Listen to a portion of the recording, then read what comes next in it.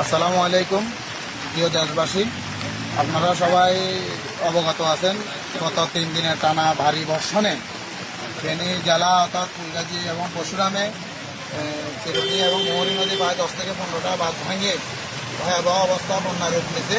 গত 24-এর গত বন্যা আমরা 80 থেকে আবার 25 ভয়াবহ বন্যা থেকে আমরা আপনারা সবাই দোয়া করবেন।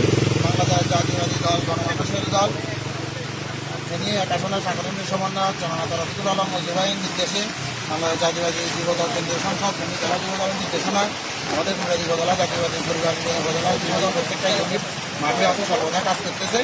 আপনারা সবাই দোয়া করবেন, আল্লাহ পাক আমাদেরকে ভয়াবহ বন্যা থেকে আল্লাহ পাক আমাদেরকে হেফাজত করেন। যেভাবে পানি বাড়তেছে এখনো যদি বৃষ্টি যদি বন্ধ না হয় আমরা 26-এর বন্যার দিকে যাচ্ছি।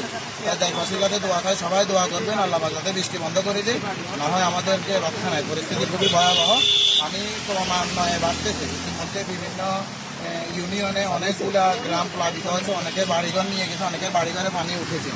তো বিভিন্ন শিক্ষক এবং আমাদের কাছে সবাই দোয়া করবেন। ধন্যবাদ।